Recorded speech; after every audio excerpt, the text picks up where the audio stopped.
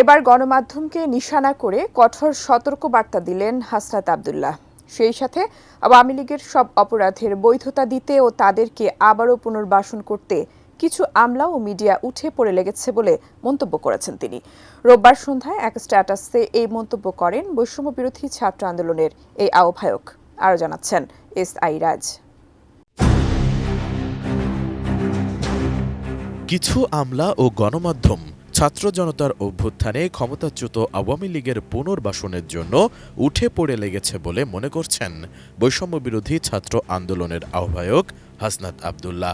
2 ফেব্রুয়ারি বিকেলে সামাজিক যোগাযোগ মাধ্যম ফেসবুকে নিজের ভেরিফাইড আইডিতে দেওয়া এক স্ট্যাটাসে এমন মন্তব্য করেন তিনি। স্ট্যাটাসে হাসনাত আব্দুল্লাহ লেখেন, জুলাই গণ অভ্যুত্থানের মাধ্যমে অর্জিত ছাত্র জনতার বিজয়কে নস্যাৎ করে দিতে এই আমলা মিডিয়াই যথেষ্ট। বর্তমান আমলা ও মিডিয়া আওয়ামী লীগের অপরাধের বৈধতা দানে সমন্বিতভাবে কাজ করছে। যেসব আমলারা 1.5 যুগেরও বেশি সময় ধরে আওয়ামী লীগের ফ্যাসিস্ট হওয়ার পথ প্রশস্ত করেছে, যেসব মিডিয়া এই দীর্ঘ লড়াইয়ে যুক্ত সংগ্রামী জনগণকে জঙ্গি ট্যাগ দিয়েছে, আজ তারা আওয়ামী পুনর্বাসনের জন্য উঠে পড়ে লেগেছে। বসুন্ধরা ডায়াপেন্ট এখন আরও উন্নত। এই হট এয়ার থ্রো টপশিট দ্রুত শোষণ করে সোনামণিকে দেয় কোমল অনুভূতি। পোস্টে হাসনাত আরও লিখেন, আমরা যখন এই আমলা ও মিডিয়ার বিরুদ্ধে কথা বললাম, তখন আপনারা বলা শুরু করলেন আমাদের এই দায়িত্ব কে দিয়েছে। যেসব আমলা ও মিডিয়ার তত্ত্বাবধানে আওয়ামী জাহিলিয়াত কায়েম হয়েছিল, জুলুম কায়েম হয়েছিল, সেই একই আমলা ও মিডিয়া দিয়ে আপনারা ইনসাফ কায়েম করবেন বলে যারা মনে করেন, তাদেরকে বলবো আপনারা ফ্যাসিবাদের দিকটা মুখ থেকে সরান। এ বিপ্লবকে হোসামা করে দেওয়ার জন্য এই আমলা ও মিডিয়াই যথেষ্ট।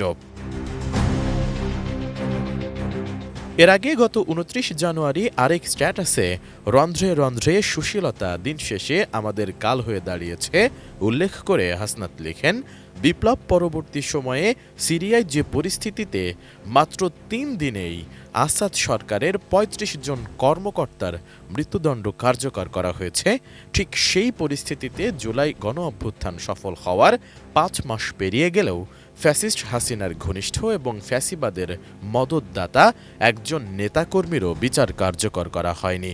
বর্তমান সরকারের এ ধরনের দয়া পরবশ হয়ে ফ্যাসিস্ট আওয়ামী লীগের নেতাকর্মীদের বিচার কার্যকর করতে স্বেচ্ছায় বিলম্ব করা জুলাই গণ অভ্যুত্থানকে অপমানের শামিল।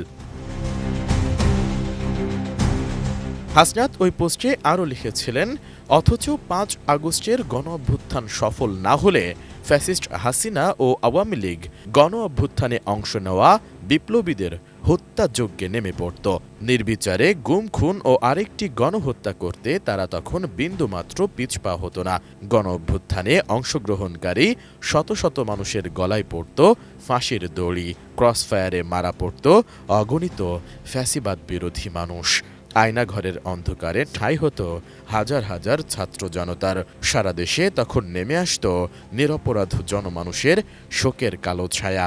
ঠিক এই কারণেই আওয়ামী লীগের প্রতি আমাদের আচরণ তেমন হবে যেমন আওয়ামী লীগের আচরণ আমাদের প্রতি 5 আগস্ট না হলে হতো।